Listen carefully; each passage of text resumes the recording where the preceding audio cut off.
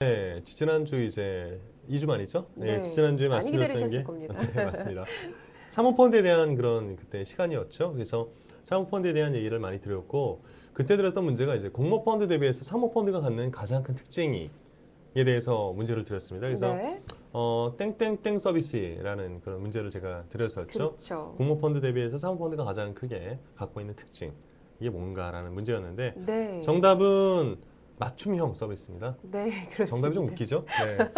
네, 어렵다면 어렵고 어렵지 않다면 안 어려울 수 있는. 네, 다소 넌센스 네. 같은 그런 분위기를 풍기는 네. 문제였습니다. 네네. 최근에 1대1 서비스가 각광을 받고 있는 가운데 이 맞춤형 서비스가 아니면 사실 고객의 관심을 얻기가 어렵다는 얘기를 정답 중에 많이 1대1 하는데. 서비스라고 하신 분들 좀 계실 것 같은데요. 아, 그럴까요? 계셨나요? 저희가 네. 객관식이기 때문에. 그랬나요?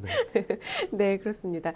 자, 뭐 어쨌든 이 정답 맞춰주신 분들 이번 주에도 많이 계십니다. 특히나 2주 동안 참여 기간이 있어서 그런지 많은 분들이 참여를 해주셨는데요. 저희가 그 중에서 세 분을 추첨을 했습니다. 닉네임으로 꽃한송이와 블루포프리 그리고 별 이런 닉네임을 쓰시는 세 분을 저희가 추첨을 했는데요. 축하드리고요. 이 세 분께는 경제 관련 도서를 상품으로 보내드리도록 하겠습니다. 당첨되신 분들은 저희 슬기로운 펀드 생활의 게시판을 참조를 해주시고요. 지난 시간 동안에 분명히 당첨은 됐는데 아직 상품을 받지 못하신 분들도 저희 슬기로운 펀드 생활 게시판을 참고해 주시면 많이 도움이 되실 것 같습니다. 자, 이번 주 또 문제 어떤 문제가 기다리고 있는지 궁금한데요. 어떤 문제인가요? 네, 이번 시간에는 추구 전략에 대한 말씀을 좀 드렸고요. 네. 이 추구 전략이라는 게 결국 이제 경기 침체기 정부의 통화 및 재정 정책들을 통해서 경기 정책이 많이 쏟아져 나왔다가 이러한 부분들에 따른 부작용을 해소하기 위해서 펼치는 정책이라고 말씀드렸죠. 여러 가지 정책이 있다라고 말씀을 드렸는데 그 중에서 오늘 문제는 이 추구 전략의 가장 대표적인 방법이죠. 추구 전략의 초기에 정부에서 가장 쉽게 그리고 가장 빠르게 취하는 정책이 바로 이 정책인데요. 네. 오늘은 이 정책의 이름을 맞추는 게 문제입니다. 네, 출구 전략의 다양한 방법 가운데서 가장 대표적인 방법으로 가장 먼저 시작이 되면서 효과가 큰 그런 출구 전략 방법은 무엇일까요? 하는 부분이 문제가 되겠습니다.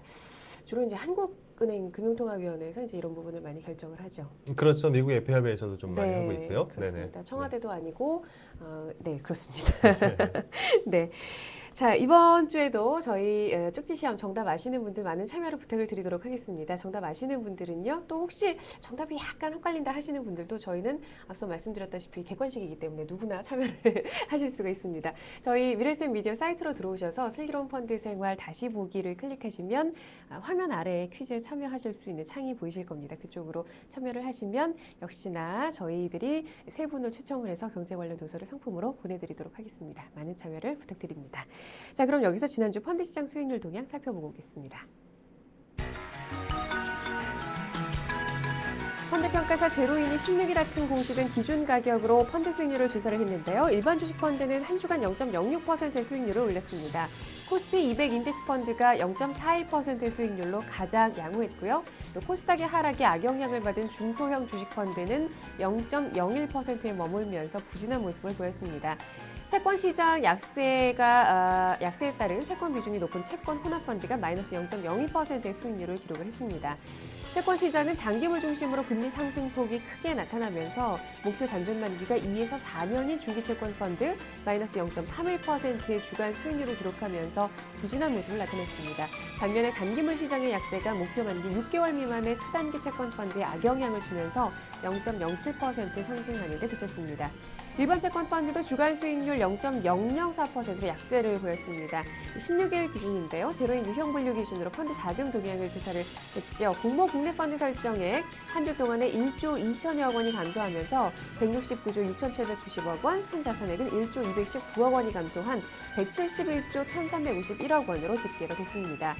코스피 지수가 연중 최고치를 돌파하면서 주식형 펀드 환매가 이어졌고 또 증가세를 보이던 MMF에서도 자금이 빠져나가면서 자금 유출 규모가 확대되는 모습을 보였습니다. ETF를 제외한 국내 주식 펀드의 감소 규모는 직전주의 3분의 1 수준으로 줄었지만 8,549억 원의 설정액이 줄어들면서 65조 2,800여억 원으로 집계가 됐습니다. MMF 설정액도 감소를 했는데요. 4,583억 원이 줄어들면서 80조 원 아래로 떨어졌습니다.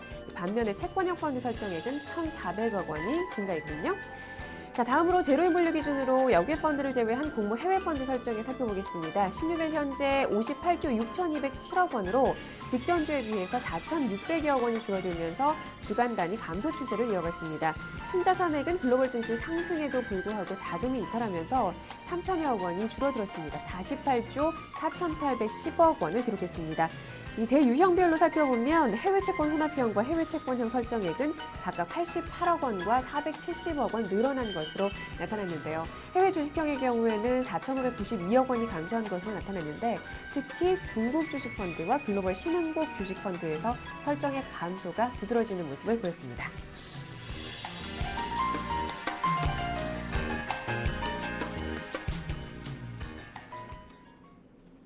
네, 오늘도 미래에셋 자산이용 마케팅 본부의 김전우 팀장 모시고 펀드에 대해서 얘기 나눠봤습니다. 이쯤에서 인사를 드려야겠군요. 팀장님 오늘 말씀 고맙습니다. 네, 고맙습니다.